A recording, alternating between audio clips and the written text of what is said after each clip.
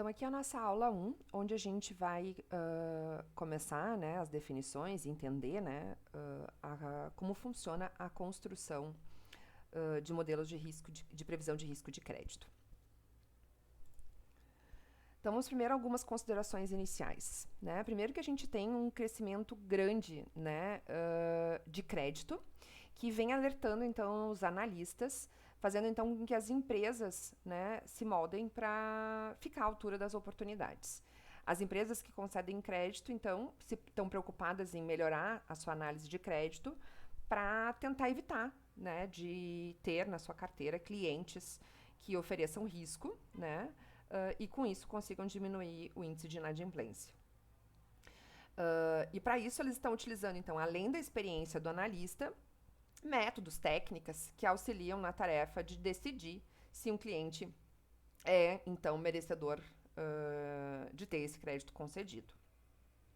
Então, vamos falar, né, já quando eu dei aquelas considerações iniciais, a gente falou aqui de 3 temas que são os nossos temas centrais, né, aqui na disciplina, os temas centrais do nosso estudo aqui, né. Primeiro, a gente falou, então, de concessão de crédito. Esse é um importante instrumento para desenvolvimento econômico, né, tanto para, né, quem concede, né, quanto para quem recebe, né, o crédito. Isso é importante, né, é o que faz o desenvolvimento, então, né, acontecer. E também se constitui, então, né, a principal atividade de instituições financeiras. O risco de crédito, ou também chamado de inadimplência, é definido como a possibilidade do não cumprimento das obrigações contratuais relativas, então, à transação financeira, ou seja, o pagamento, né, o retorno daquele empréstimo que foi feito pela instituição ao cliente. O que são, então, os modelos de previsão de risco de crédito? São modelos que têm, então, como finalidade estimar esse risco de crédito, né? O objetivo é estimar para que a gente consiga, então, controlar, né, reduzir essa inadimplência.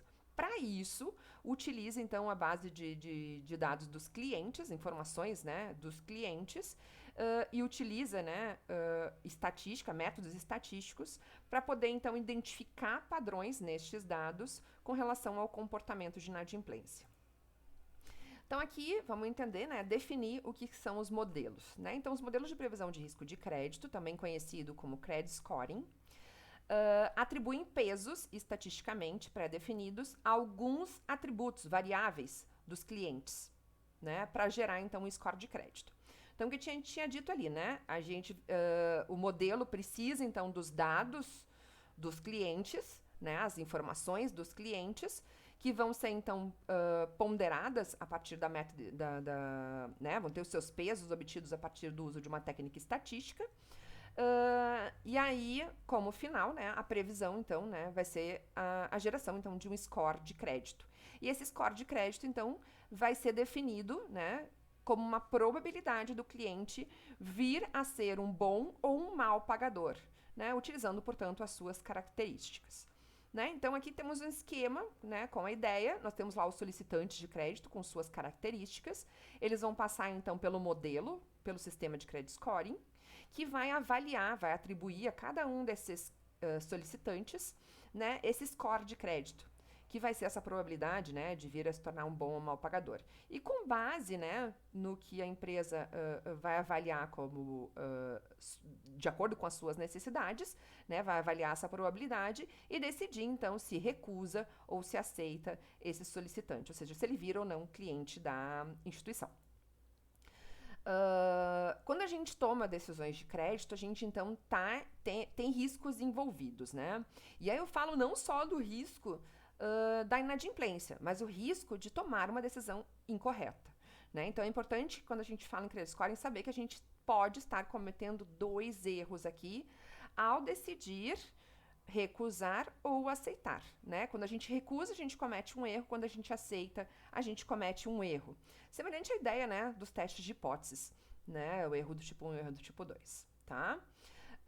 Solicitantes, né? Então, a gente tem lá as pessoas que estão solicitando o crédito, vão passar, então, pelo nosso sistema de credit scoring, como a gente falou ali antes, né, que vai atribuir aqueles pesos, que vai gerar um score, que a gente vai analisar, então, avaliar como uma probabilidade de se tornar um bom ou um mau cliente.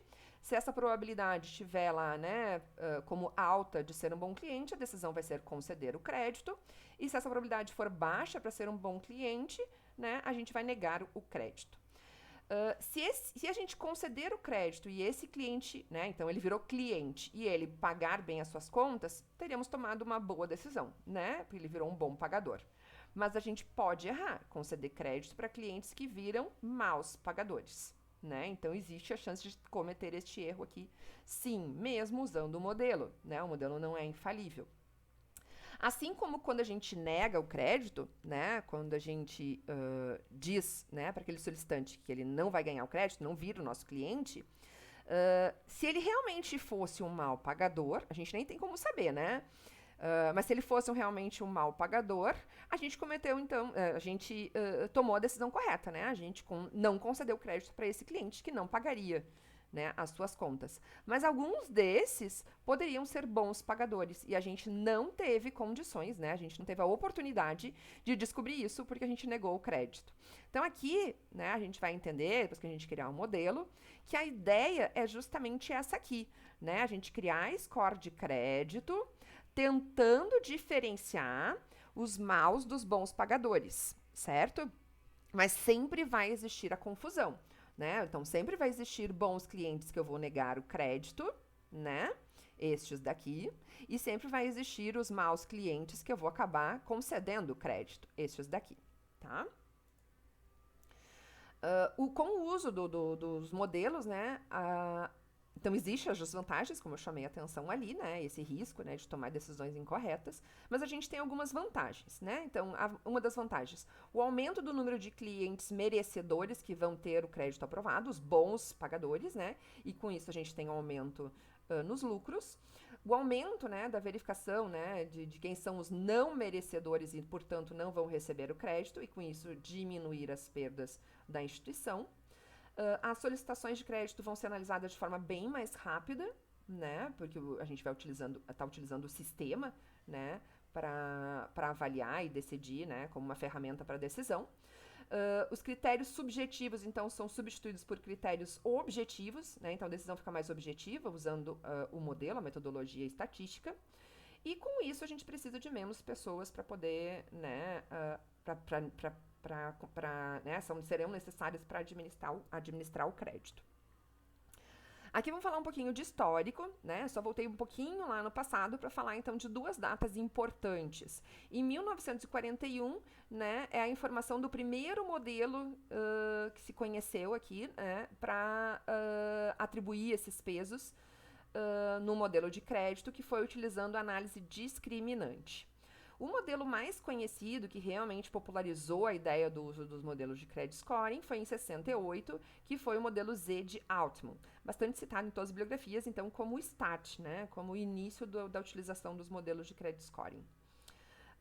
Aqui nós vamos falar um pouquinho das técnicas, vou só listar elas, né? A gente vai ver mais profundamente aqui no curso a regressão logística, porque é, né, a técnica mais utilizada para a construção dos modelos, tá, de crédito. Mas outras técnicas também podem ser utilizadas e muitos estudos têm sido feitos para comparar essas técnicas, para usar elas de forma conjunta, né? E depois eu até vou mostrar para vocês alguns trabalhos de alunos orientados meus aqui no curso, que fizeram, né, trabalhando com técnicas diferentes, misturando essas técnicas, certo? Então, aqui só para dar uma listagem para vocês de possibilidades de técnicas que a gente tem à disposição para construir o modelo.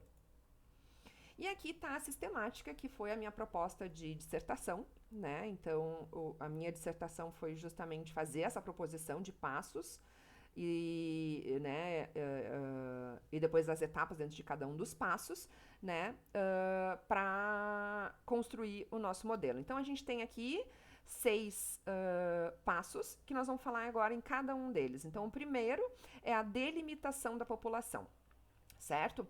Para isso, para que a gente consiga, então, nessa etapa aqui, né, o que é importante a gente levar em consideração? Primeiro, a empresa, né, a instituição financeira que quer construir o seu modelo de crédito, ela precisa ter histórico de crédito. Ela precisa ter, então, concedido crédito já no passado. Não pode ser uma empresa que acabou de entrar no mercado, né, sem ter concedido crédito ainda. Ou seja, ela tem que ter acertado e errado, ter concedido para bons e maus clientes, porque a gente precisa buscar nesse perfil passado, né, identificar lá os padrões de quem é o bom e de quem é o mau cliente, tá? Então, é necessidade de ter a existência de crédito. Se não, né, existem modelos prontos, né, vendidos no mercado, ou seja, não são modelos específicos, né, para aquele cliente daquela empresa, mas serve, né, às vezes num primeiro momento, até a empresa ter, então, esse histórico de crédito. Tendo esse histórico de crédito, próximo passo é selecionar a população para a qual a gente vai construir o modelo. E essa população, por exemplo, pensem lá, tem instituição financeira que tem cartão de crédito e cheque especial. Cada um desses dois produtos vai ter que ter o seu modelo diferente. Tem instituições que atendem tanto pessoa física quanto pessoa jurídica. Mesma coisa. Então, vou ter que ter um modelo para pessoa física e um modelo para pessoa jurídica. Né? Então, eu tenho agora, neste momento, selecionar qual é este modelo que eu estou criando, qual é a população, qual é o produto, né, para que se dirige esse modelo que a gente vai construir.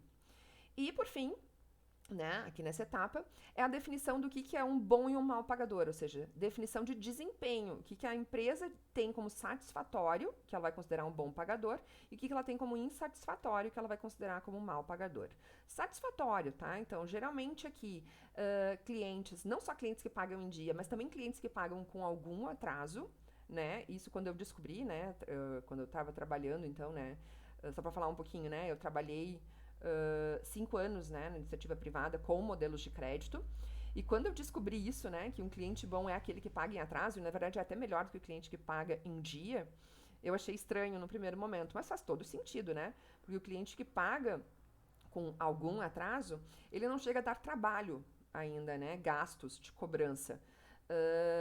E é um cliente que paga multa, juros, né, que são bastante, né, lucrativos para a empresa. Mas já quando ele começa a ter muito atraso, né, ele começa então a dar custos de cobrança, começa a ficar então um cliente com um risco muito grande de inadimplência, ou seja, o retorno do valor emprestado para ele começa a ficar perigoso, né? Ou seja, começa a ser diminuir a chance de ter esse retorno, né, de ter esse pagamento. E aí, quando isso acontece, este cliente, então, seria um cliente mau, né? Então, eu não gostaria de ter dado o crédito para esse cliente. Então, geralmente, dependendo do negócio, eles vão dizer que é acima de 90 dias de atraso, acima de 60 dias de atraso. Isso, de novo, né, é política de crédito. Depende, então, da instituição decidir quem é esse bom e esse mau cliente. Próxima etapa, então, da seleção da amostra. Nós vamos, então, identificar quais são as variáveis que estão disponíveis no sistema da empresa, né, para a gente poder fazer a seleção, né, buscar a nossa base de dados. Definir, né, qual é o período e qual é o tamanho dessa amostra, né, para definir, então, quantos clientes vão ter na nossa amostra. Então, definir o período, quanto tempo para trás, né, esse cliente vai ser incluído quando, né, para a gente poder ter ideia, então, de quanto vai ser a nossa amostra, tá? Quanto tempo antes. Geralmente, os modelos de crédito são construídos com 6 a 12 meses né, aqui eu estou falando então de modelos de concessão de crédito, né? Eu preciso de clientes que tenham sido incluídos há 6 meses, de 6 a 1 ano, ou de 1 ano a 1 ano e meio, certo? Então, geralmente é em torno de 1 ano, esse cliente tem que ter de maturidade, tem que ter, então, né, de histórico, de tempo de cliente, para poder se definir como um bom ou um mau pagador, né? Então, eu preciso desse histórico, né? Eu tenho que ter concedido já algum tempo para que eu tenha, então, a definição de desempenho, né? Que esse cliente, então, seja um bom, consiga identificar se ele é um bom ou um mau pagador, tá? Beleza. Aqui, então, a gente seleciona a nossa amostra, né?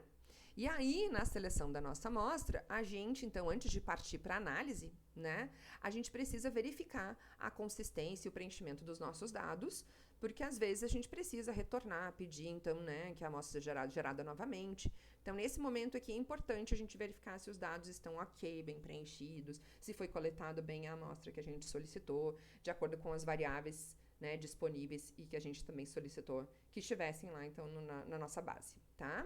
E aí, por fim, nessa parte da seleção, a gente separa a nossa amostra em duas: a amostra de análise e a amostra de teste. A amostra de análise, que vai ser utilizada para a construção do modelo, uma amostra bem maior, geralmente em torno de 70% do total da amostra retirada, e a amostra de teste, então, geralmente os 30%, 20, 30%, que é utilizado, então, para testar o modelo, né, para verificar, né, qual é a segurança, qual é o objetivo disso. É que o nosso modelo não seja muito bom para os dados que foram utilizados para a sua construção, mas que depois, na hora de usar dados que ele não conhece, ele se comporta mal. Esse modelo não é bom, né? Ele não serve pra gente, porque os clientes que vão vir, né? O modelo vai ser utilizado para clientes que ele não conhece, os clientes que a gente vai lá agora, né? Os novos solicitantes de crédito. Então, essa amostra de teste aqui faz, às vezes, deste cliente novo que está entrando na base. Só que aqui a gente consegue ainda verificar se o modelo está se comportando bem ou não, porque a gente também tem a informação de desfecho, né? A gente sabe se o cliente se tornou mal ou bom. Terceira etapa é a análise, né? A gente começa a análise com a análise preliminar, onde a gente vai começar a analisar as nossas variáveis, né, do modelo, para verificar quais delas são potenciais variáveis a entrar no modelo, né? Então, às vezes a gente pode identificar lá que tem variáveis que têm pouca variabilidade, né? Ela foi mal preenchida na hora de fazer o cadastro, né? Então, isso até vira como uma informação para passar lá para a equipe, né? De crédito que faz a concessão, de que alguma variável lá talvez tenha mau preenchimento, né? E por isso tenha muito pouca variabilidade, sei lá, pensem lá, casa própria. Quase todo mundo tem casa própria, porque o pessoal da área de crédito não estava afim de preencher aquela questão. Ou o cliente quase nunca enxerga, porque na proposta está pequenininho. Sei lá, vamos pensar nas possibilidades, né? De fato, nesse momento, nós aqui, né, analistas, a gente não poderia utilizar essa variável, porque ela nem é mais variável, né? Ela é praticamente uma constante, né? Então, essa variável não vai entrar na modelagem, mas a gente precisa dar esse retorno lá para que ela seja, né, bem preenchida no futuro, para que num próximo modelo a ser criado ela possa entrar, então, como uma variável na modelagem, tá? Isso já aconteceu lá, né, quando eu estava trabalhando nessa empresa lá, né, de crédito, tá? Definidas as variáveis, a gente tem algumas variáveis que são categóricas, né, que tem muitas categorias, muitos atributos. E aí a gente vai ter que agrupar. Exemplo, profissão. Né? A gente tem muitas profissões num cadastro de uma empresa. Muitas. Às vezes mais de 200, né, tipos de profissões. Então a gente não pode deixar no modelo, né, entrar essas 200 categorias, né? Porque daí a gente não teria uma massa de clientes suficiente em cada uma das profissões para que elas pudessem ter lá uma definição de padrão, encontrar o padrão, né, daquela profissão com relação a bom ou mau pagamento. Então, a gente vai agrupar as nossas variáveis. Então, nós vamos ver lá que existe método para fazer esse agrupamento. E aí, nós vamos criar alguns grupos de risco, né, para essas variáveis. Então, nós vamos ter lá profissões desde um alto risco, um péssimo risco de crédito, até lá um ótimo risco de crédito. Né? Então, nós vamos, ao invés de ter, sei lá, 200, 300 profissões, nós vamos ter, por exemplo, 7 grupos de profissões. Desde o mais alto risco, péssimo risco, até o melhor risco lá, excelente risco de crédito. E, por fim, nós vamos criar variáveis dummies. Né? Então, cada um desses grupos, por exemplo, vira uma variável dummy para entrar no modelo. Né? Então, dependendo da técnica e do software que a gente vai utilizar, né, a criação de dummies deve ser prévia.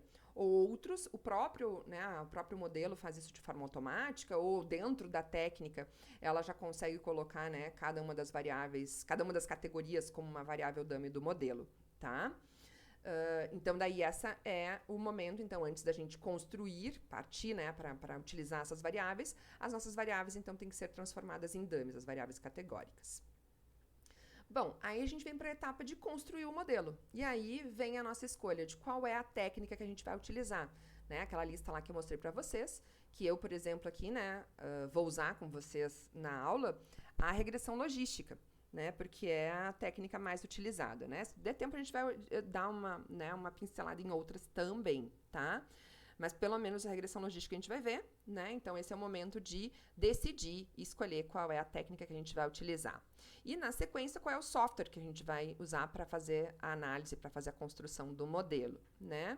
E aí a gente parte para a seleção das variáveis preditoras. E a gente vai falar um pouquinho aqui sobre métodos de seleção de variáveis, certo? Existem métodos, né, automáticos de seleção, existem outros métodos para fazer agrupamento de variáveis, né? Até tem uma das alunas que eu orientei que trabalhou só com a parte de métodos de seleção de variáveis, tá? Depois eu vou mostrar isso para vocês também nas referências, tá? E, por fim, construído o modelo, a gente precisa verificar se as suposições foram atendidas, né? Então, tem técnicas lá que a gente tem que ter normalidade dos resíduos, tem técnica que a gente tem que ter ausência de colinariedade, variância constante, o que quer que seja, né? Dependendo da técnica, lá a gente tem alguns pressupostos, a gente tem que verificar, então, se eles são ou não atendidos. Beleza? Quinta etapa é a gente escolher o modelo. E para escolher o modelo, né? Então, na verdade, aqui para a gente identificar, né, se o nosso modelo tem um bom ajuste, nós vamos usar algumas medidas, tá? Aqui eu estou listando para vocês 3, tá? Que foram as que eu utilizei na minha dissertação. Mas tem muito mais, né? Vamos ver se a gente consegue olhar mais algumas aqui também durante a disciplina, né? A mais simples delas, que é o percentual de classificações corretas. A gente fazer uma matriz de dupla entrada, né? E a diagonal principal, onde tem lá as classificações corretas, o bom pagador sendo previsto como bom pagador e o mal pagador sendo previsto como mal pagador, né? Então, aí seria o acerto do modelo, a diagonal, né? Então, somando aquela diagonal pelo total, eu vou ter o percentual de classificações corretas. O teste de KS para 2 amostras, que é mais ou menos a ideia daquele gráfico. Lembra lá do gráfico que a gente viu lá, né? Que a gente quer botar mais os maus para a esquerda e os bons para a direita, no momento que a gente cria esse score, né? De crédito. O teste do KS vai querer verificar se existe, qual é o distanciamento. Ele mede o distanciamento dessas duas curvas, né? Ali a gente tem as densidades. A gente vai fazer as duas acumuladas, né? E verificar a distância entre as duas distribuições acumuladas. Esse é o valor do teste KS, que talvez vocês já tenham visto em outra disciplina aqui no curso, tá? E a área da curva ROC, que também talvez vocês já tenham visto, né? Que a gente fala lá a gente analisa, né, a ideia das classificações corretas e incorretas e usa lá, né? Então tem algumas medidas para o cálculo da área, né, abaixo da curva ROC, como parte de acerto do modelo, onde o modelo está acertando, tá? E, por fim, passos para a implementação do sistema, né? A implantação do modelo, né? Então, a gente precisa preparar o sistema da empresa, né? Para colocar o modelo, né? Para realmente incluir, né? A equação, o modelo, para funcionar, né? Para começar, vamos dizer assim, a pontuar os clientes.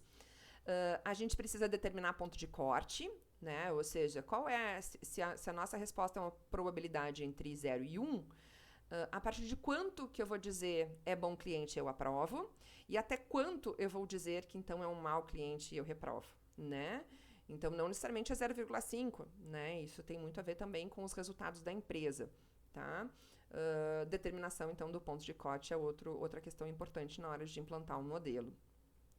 Algumas indicações e cuidados na utilização do modelo, né? Uma coisa muito importante é a questão do segredo da fórmula, né? Porque se a gente souber, né, pensa lá, né, dentro de uma empresa a gente tem a parte que vende e a parte que cobra, né? A parte que cobra está preocupado em ter menos maus clientes, né? E mais bons clientes. Só que a parte que vende não está muito preocupada nisso, né? Ela tem metas para bater e a meta delas é a quantidade de clientes aprovados, né? E eles ganham, né? E são, né, avaliados pela quantidade de clientes que são aprovados e não pela quantidade de clientes que pagam, às vezes, né? Dependendo das metas da empresa. E aí o risco de quem está lá na parte do marketing, quem está na parte, então, no início do ciclo de crédito, que eu vou mostrar para vocês rapidinho depois, né? Que vai ser o assunto da próxima aula, pode fazer mau uso se souber, né? Quais são as variáveis, como o modelo funciona, tá? Então, tem algumas indicações que são importantes, tá? Aqui eu estou só dando uma pincelada, mas vocês vão ler isso tudo no artigo, então, né, que eu mostrei ali no plano de ensino, é o artigo que saiu da minha dissertação, que vai ser, então, a leitura de vocês para a aula que vem, tá? E alguns relatórios de revisão e acompanhamento do modelo, que a gente também vai ver, né, aqui na disciplina, algumas dicas de relatórios para acompanhar se o modelo está se comportando bem ao longo do tempo. Aqui está, então, o que eu tinha falado para vocês do ciclo de crédito, tá? Eu vou pedir que vocês deem uma lida aqui, né, sobre quais são, né, qual é a ideia de cada uma dessas etapas. Só para falar para vocês, né, o ciclo do crédito se inicia na ideia de, né, se inicia com a busca de clientes, atraindo clientes para a empresa, né? Então, tem modelos que vão avaliar se a gente tem clientes que são bons clientes, né? Então, modelos de propensão ao crédito, seriam clientes que comprariam, né? Se ativariam, se utilizariam, né, do produto sendo ofertado. Depois, concedido o crédito, né? Aí vem a etapa da concessão do crédito, perdão, vem a etapa da concessão do crédito. Aí vem, então, o modelo, aquele que eu falei para vocês que nós vamos desenvolver aqui na disciplina, né? Que é o modelo de Application Score, que é o modelo, então, de concessão. Ele avalia o risco na concessão, né? Então, também tem outros modelos aqui, né? Que é o modelo, então, de precificação, onde a gente pode identificar, né, qual é a taxa de juros que eu poderia estar cobrando de um determinado cliente, dependendo do seu perfil, qual é o limite de crédito que eu poderia dar para ele, dependendo do perfil, qual é o tipo de produto que eu poderia dar para ele. Então, não só a aprovação, tá? Mas para além disso, a gente poderia estar utilizando, tá? Então, dei uma lida também aqui.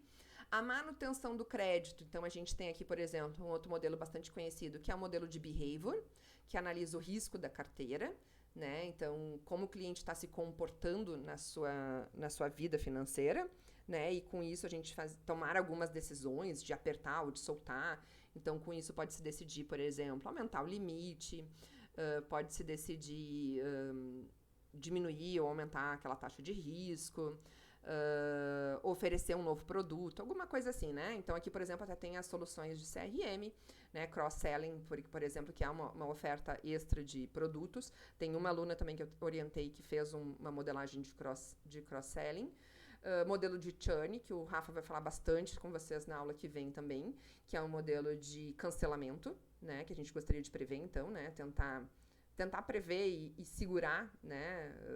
Conter que o cliente, então, não cancele, né, não vá embora. E, por fim, o fim do ciclo de crédito é quando o cliente vira inadimplente e a gente tem que atuar na cobrança, né? Então, na cobrança, a gente tem aqui os modelos de Collection Score, né? Então, qual é a propensão que esse cliente tem a pagar, quanto que eu espero recuperar, então eu posso criar modelos nesse sentido. Um outro modelo, que agora eu estou nesse semestre orientando a Rafa, ela vai falar sobre meios de comunicação, meios de cobrança, né? Então, tem os meios digitais de cobrança, né? Mandar, por exemplo, mensagem no WhatsApp, alguma coisa assim, né? Identificar, então, se um cliente é propenso ou não a fazer o pagamento por meio daquele, né? Através daquele meio de cobrança ali digital, tá? Então, deem uma lida aqui, porque a gente vai falar mais sobre isso na aula que vem com a conversa com o Rafael lá do Sicredi, tá? Aqui a gente tem, então, um referencial teórico. Esse, então, são 4 trabalhos meus, né? Esse primeiro, então, é o artigo que saiu da minha dissertação. Tá aqui a minha dissertação, de 2008. Em 2009, então, saiu um artigo. Vamos dizer que esse artigo, então, é o resumo da minha dissertação. Essa, então, é a leitura que eu quero para vocês na aula que vem, né? Então, vai ter uma tarefa lá em que vocês têm que ler isso aqui e fazer uma resenha, tá? Para entregar. Este aqui, que foi publicado, então, 2 anos depois, aí é uma versão em inglês, né? Da sistemática né? Para a construção dos modelos. E aqui a gente tem a minha tese de 2012, né? Que é a ideia de falar em não mais decisão binária, e sim decisão monetária para tomar a decisão de concessão de crédito, tá? E aqui eu listei para vocês, né? Eu também vou disponibilizar para vocês todas essas leituras lá, tá? Algumas dessas aqui vocês vão ser cobrados ao longo da disciplina para ler e fazer alguma entrega. Outras estão lá, então, como leitura extra, né? Se vocês se interessarem nos trabalhos. Então, aqui eu tenho a lista para vocês dos trabalhos que eu orientei com temas relacionados a crédito. Né? Então, aqui tem a Luciane, que ela trabalhou com um modelo de Behavior Scoring, onde ela... modelagem híbrida, né? Porque ela utilizou primeiro, ela fez a regressão logística para selecionar as variáveis e, com base na seleção de variáveis da regressão logística, ela utilizou redes neurais na sequência. Aqui a gente tem o Jonas. O Jonas também criou um modelo de Behavior Scoring, mas ele utilizou análise de sobrevivência. Então, a ideia é pensar, né? Quanto tempo, estimar, né? Modelar o tempo até o cliente virar mal pagador, ficar inadimplente. Essa é a ideia do modelo de sobrevivência. Aqui a gente tem a Sabrina, com o modelo aquele de cross-selling que eu falei para vocês. Né? Aqui também ela faz uma coisa semelhante ao que a Luciane fez aqui, de combinar regressão logística e redes neurais. Mas ela fez 2 tipos de combinação, né? Uma depois da outra e as duas juntas, né? Então, usar os 2 modelos e usar uma média do resultado dos 2 modelos para decidir, tá? Mas aqui a questão de ser também um outro produto, né? Uma outra abordagem de construção de modelo, que é o modelo do cross-selling. Aqui a Priscila, então, que fez uma comparação de modelos usando composição de amostra de tamanho diferente, né? Amostras, a gente gostaria de ver aqui, né, se o tamanho amostral e se a desproporcionalidade amostral entre bons e maus pagadores impacta na previsão do modelo.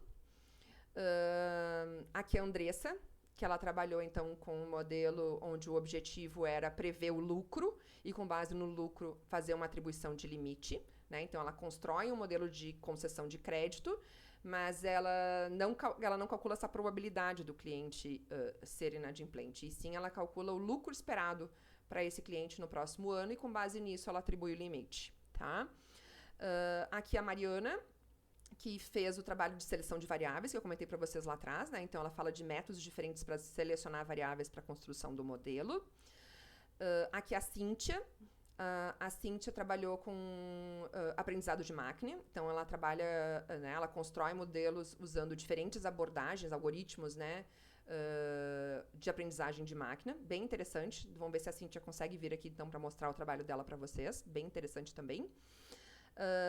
Aqui a Raquel.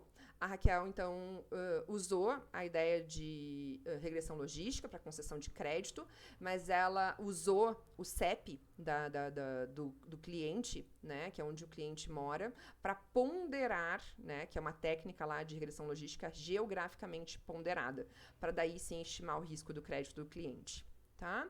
E por fim, né, tá aqui mais clarinho, porque é um trabalho que está em andamento, né, nesse semestre, que é o da Rafaela, que ela vai fazer então um modelo de propensão para meios digitais de cobrança. E é isso, gente.